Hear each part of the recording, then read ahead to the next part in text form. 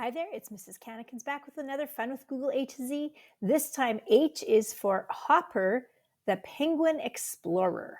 Now we're going to start at experiments with google.com because that's where we'll find Hopper. But you might notice, this is just at the very, very end of 2023, you might notice that there's a little notice that pops up that says that new experiments in the future will live at labs.google. Hopper will probably be at labs.google.com. This is what the site looks like.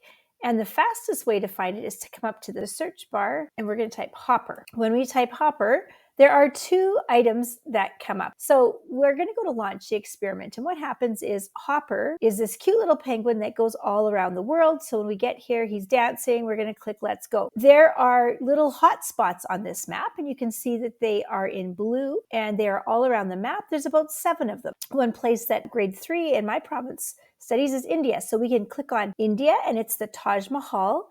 Most of the items are the 7 wonders of the world. And then it puts Hopper down. What we can do with our students is we can get them to kind of manipulate their screen so that they get Hopper in a nice view. I might put Hopper just a smidge closer. So if I click on the screen, Hopper's going to dance on over there. He walks pretty slow, so if you have him go a far ways, it can take a while. But do note that the further back you put Hopper, the less likely you're going to be able to see him. So one of the things that you could do with your students is actually have them determine what makes a good photo. If he's unrecognizable in the back, that's not going to be so good. Take a picture. He poses. It pops up a Polaroid. From here, we can share that picture to anywhere that we want. I'm going to click out of here. I'm going to go back to the map in the top left.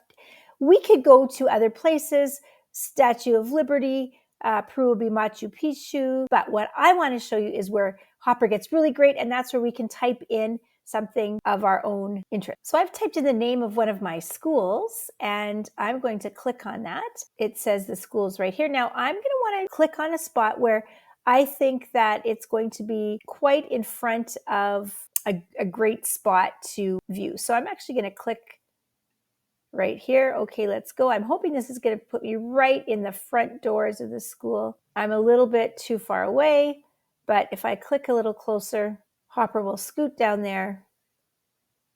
I want a picture that would be recognizable for the school population. I'm going to zoom in a little bit here. Even though Hopper's facing away from me, when I click Take Picture,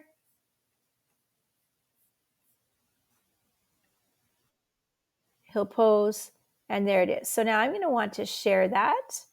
I'm going to tap to copy the link. And when I share that, Hopper will pop into this world. He'll waddle to a spot and our friends will see a picture of him and they'll get this Polaroid experience. The new Hopper is located inside of Google Arts and Culture as well. So if you go to Google Arts and Culture, you can search for it there and it's actually on one of the little buttons. I always like to favorite the items.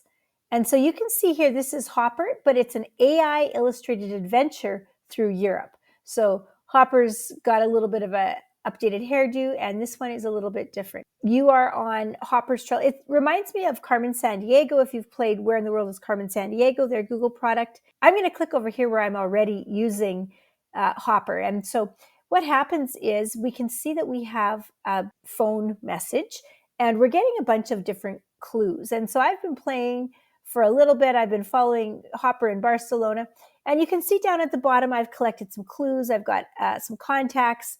I've got some items in my bag. I've got a map. And so as we continue through, it asks us to make choices. It's like a choose your own adventure story. You collect clues. One of the parts that really is important, I think, is this is a great tool for helping our students to learn how to create prompts for AI generated images. So throughout this experience, Hopper is in different places, and this happens to be a hotel room that was kind of left messy. And so here we can see that the prompt or the algorithm used is messy hotel room with open bags. When I use this with students, I encourage them to click on those AI messages. So it says you've searched the rooms, and it suggests now that I try the phone or the map icon. Let's go to the phone. I've already called Mrs. Llama. I'll call Mrs. Capybara. So there's a little text conversation here.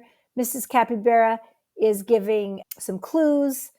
And then I click again, and she also tells us he was a bit distracted, and the clues go on and on. Kind of tells me, oh, here's a clue, another clue. And so you can see down at the bottom, I have another map icon. And so there's a couple different map clues that I can follow. You wonder what to do now? Maybe look at your map, your notebook, or your phone again. The notebook has a collection of clues. So every time that I get a little star that says a clue, it comes into my notebook. This is a very interactive hopper. It's very different than the hopper where he goes and does the dance on the map and you take a picture. I think both are useful. One is in experiments or the new labs.google, and the other one is in Google Arts and Culture. I hope you have fun with Hopper.